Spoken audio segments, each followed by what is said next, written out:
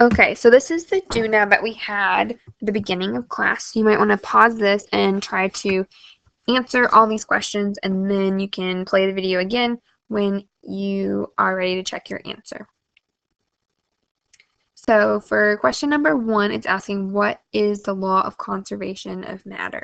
And that is that matter cannot be created or destroyed. So this means that whatever you start with, you're going to end with. It's not going to disappear. Those atoms are just going to take a different form. So it might be bonded to something different. So here in number 2, we're going to write the formula and the IUPAC name. So IUPAC is just the name that we use to denote the name that is like the written out name. So for this, remember we have to look to see if these are ionic or covalent compounds that are being formed. So first we have magnesium and chlorine. So if we come over here, we have magnesium, which is here, and it is a metal, and we have chlorine over here, which is a non-metal. So we have a metal and a non-metal. So if we have a metal and a non-metal, that means it's going to be ionic. And so for our ionic bonds, when we figure out the formula for it, we're going to swap and drop. And remember, when we are using the swap and drop method, that we're actually going to be using not the valence number, but instead the oxidation number. So here for magnesium, the oxidation number is actually going to be +2. So it's going to be +2. This is because if you remember, it is in group 2, so it's going to have 2 valence electrons, and it's easier for it to lose those 2 electrons than to gain 6 more to get to 8.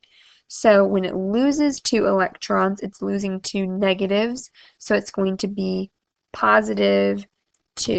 So our magnesium is going to be a +2 charge. And then our chlorine over here is in group 17, so it has 7 valence electrons, so it needs 1 more, so it's going to have a -1 charge. And so we are going to swap and drop.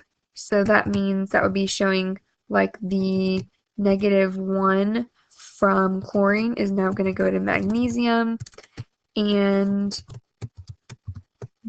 the +2 from magnesium is now going to go to chlorine, and then we're going to drop them down into subscript. So we would have magnesium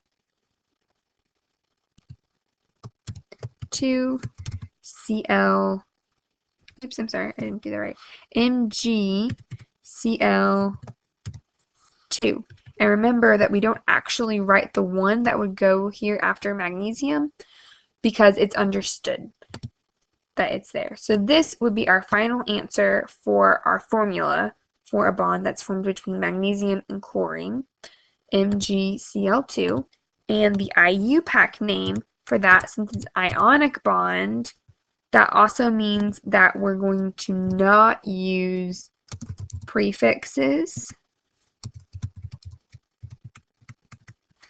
And so that means that the name for this, we're just going to say the first element name, so that's magnesium.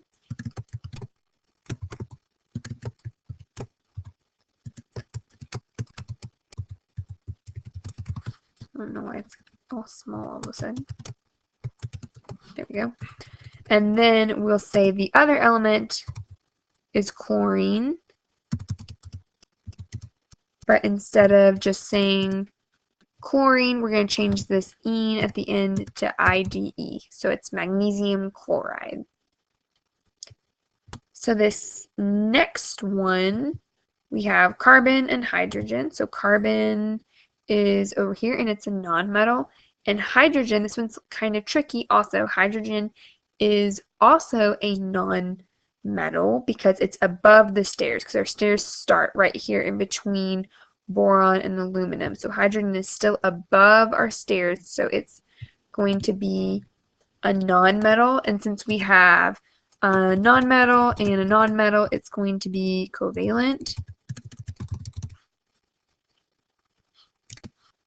So that means when we do our naming, we are going to use prefixes.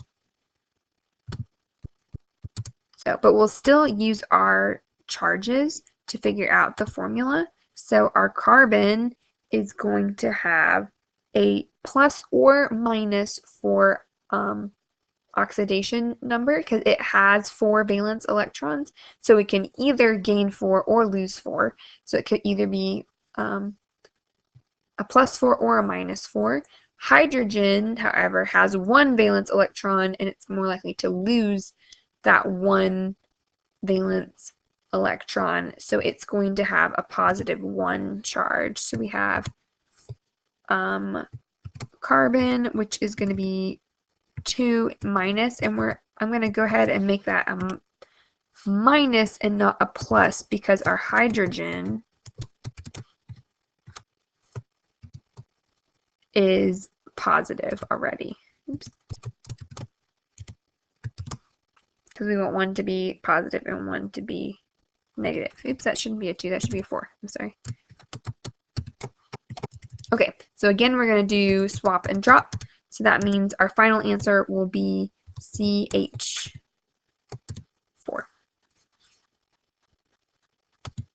So then when we go to our IUPAC names, the name for this compound, we're using prefixes, but remember, normally we would use the prefix mono if we just have one of something because we have 1 carbon, but if it's the first element, we don't put mono. So this is just going to be carbon.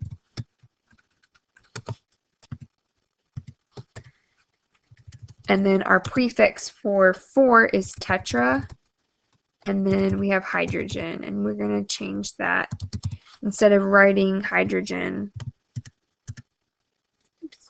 like this, we're going to change that to hydride.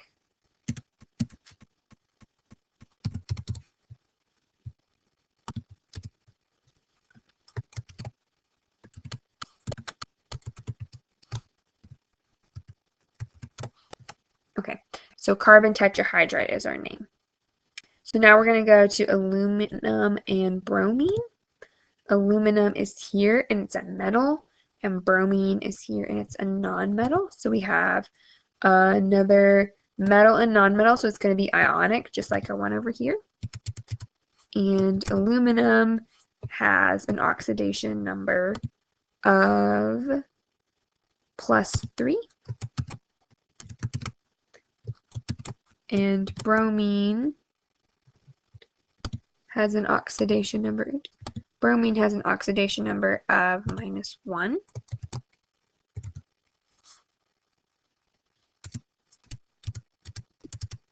So when we swap and drop that, it's going to be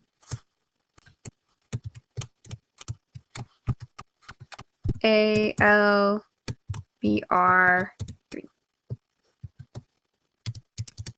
And then again, for ionic, we're not going to use prefixes, so this is going to be aluminum tribromide.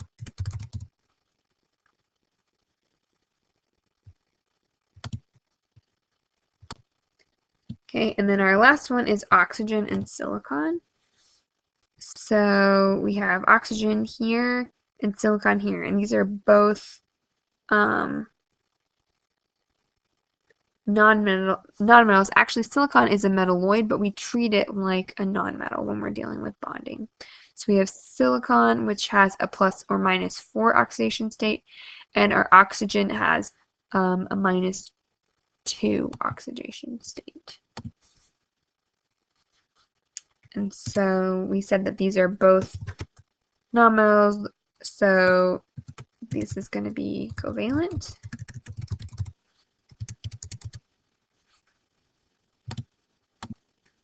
And so our silicon, and then remember we're going to go from left to right. So silicon's on the left, oxygen's on the right.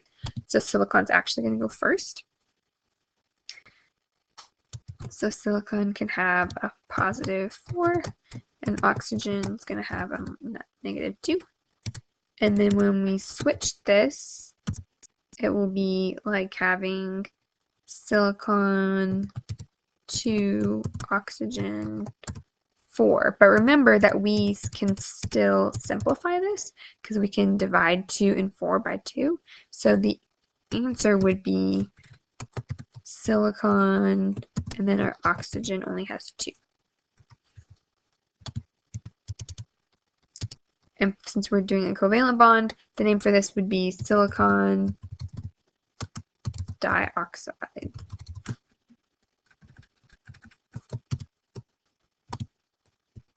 Okay, so that's just a reminder of how we're naming our different compounds. So we also practiced balancing chemical equations, and so that's what we did the rest of the class period. So you have the worksheet that you can just work on balancing those chemical equations and then identifying what type of reaction it is. So for this one, I'm going to show you how to do that if you don't quite remember. So we can draw these is one method we can use. So for that, I'll show you how we can draw if we use red to show our potassium, and we're going to show green is chlorine, and oxygen will be blue. So here I'm just making the different compounds. I'm going to draw a line here so we don't get them confused. And right now we have 1 potassium, or K, on each side. We have 1 chlorine, or green, on each side. We have 3 oxygen on the left and 2 oxygen on the right. So we know right away it's not quite balanced because we want an equal number on both sides. And it's not balanced because of oxygen. And there are more oxygen on the left side, so we need more on the right side. So what we cannot do is we cannot just change this to a 3, because that would change the molecule that's being produced. And so it's not, and how the molecules are bonded together. So it's not quite what we do. Instead, we can change the coefficients that go in these right in front of the different elements. So here, since we have 2, we need to add a whole new molecule. And for these, we have an oxygen bound to another oxygen. So we have to add 2 extra oxygen. But when we do this, it's still not balanced because now we have 4 on our right side and 3 on the other side. So we have more on the right, so we need to add more on the left. And to do that, we are going to make another whole molecule again. Okay, so this time we have 6 oxygen on the left and 4 oxygen on the right. So we are not quite balanced again, so we need to add 2 more oxygen on this side. So now our oxygen's good, but our potassium and our chlorine are not. And we have more on the left than on the right, so we're going to add a whole another molecule. So now that we've done this, this is only showing our work down here, but we have to actually put it into the equation. That's the most important part, is putting those coefficients in the correct spot. So you can just count how many of the different molecules we have. So here we have 2 different molecules of KClO3. So we have 2. And you can always double check this by counting and multiplying out how many atoms of each thing there are. So here, if we look at potassium, we have 2 times 1, because remember there's like an invisible 1 right here after the K.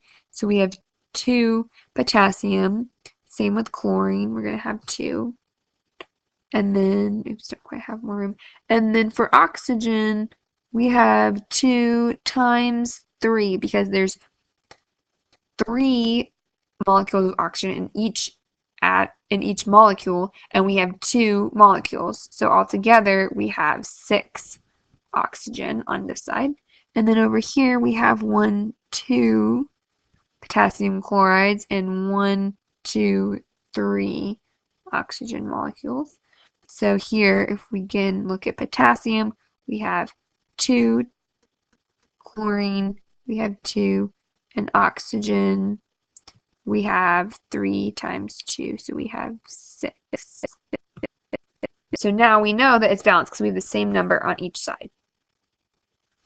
So another way that we could do this instead is using math. So for that, I usually start by just first of all writing the different elements down that we have, and then going ahead and on each side writing the number that we have. So for our left side, we have 1 potassium, 1 chlorine, and 3 oxygen. On our right, we have 1 potassium, 1 chlorine, and 2 oxygen.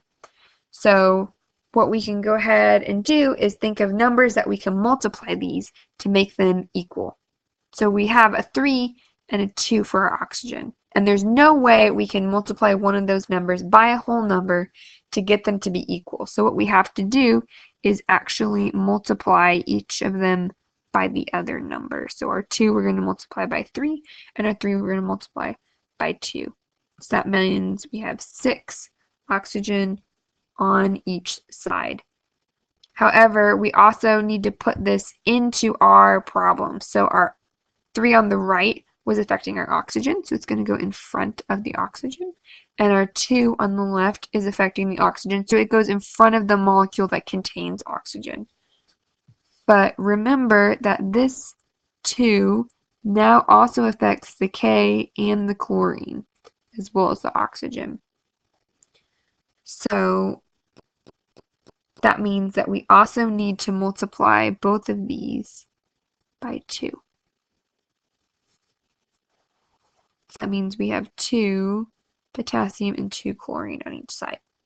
So in order to fix that, we just need to multiply by 2 on this side. And again, if we add 1 2 in front, it's going to go to both elements. So now we have 2. And we can go back and double check and make sure that we have everything balanced, and we do in this case. You can use either method that I've shown you, whichever makes the most sense. Usually if you have a really tricky problem, I find that it's easy to go back to the first method that I showed you, where you draw out the different molecules. You could also do a hybrid version where instead of drawing them out, you could just write the molecule underneath, if that is like kind of a compromise. So we could have KClO3. So you might be able to visualize better that there's 6 oxygen and 6 oxygen.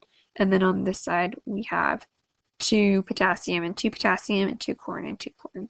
Whichever works best for you. Use whatever makes the most sense. Okay, so we have one more example. Oops. Let me just scoot this over. So I'm going to use the second method that I showed you before with the numbers. So we have sodium, chlorine, and fluorine. Right now we have 1, 1, and 2 fluorine, 1, 2, and 1 fluorine on this side.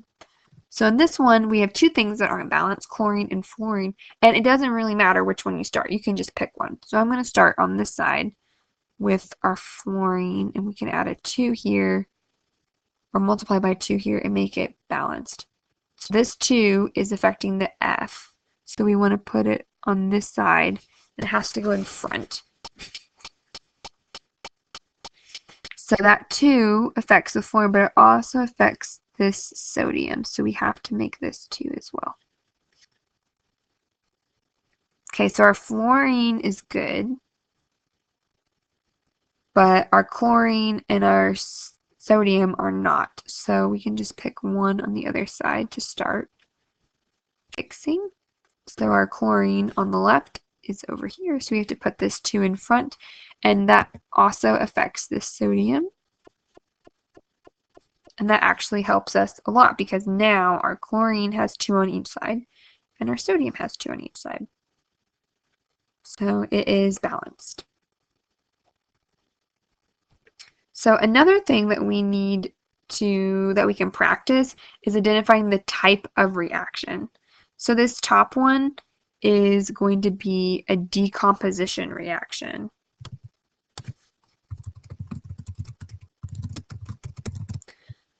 And that's because we are starting with one thing and then breaking it down into multiple pieces.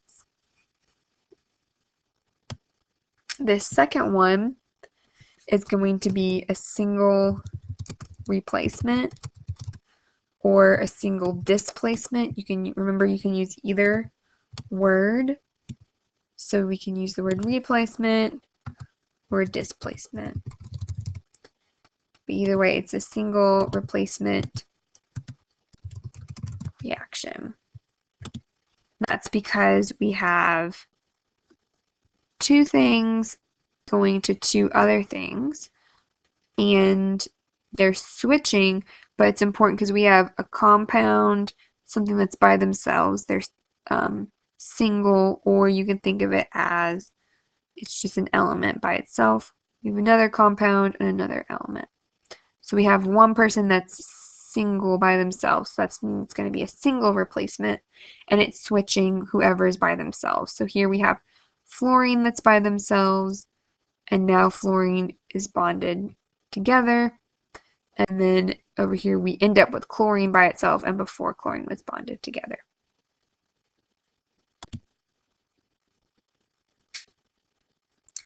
So, okay, this is a song also that if you're having problems remembering the prefixes for our covalent compounds, I should have put this before in this video, that's okay. So if you have a hard time remembering them, this can be a song in the lyrics that you can use. And I'm going to put this in another video actually, so you don't have to worry about it. So that's all that we got to today in class. So just make sure that you do the rest of that worksheet that I gave you last class period so that you understand it.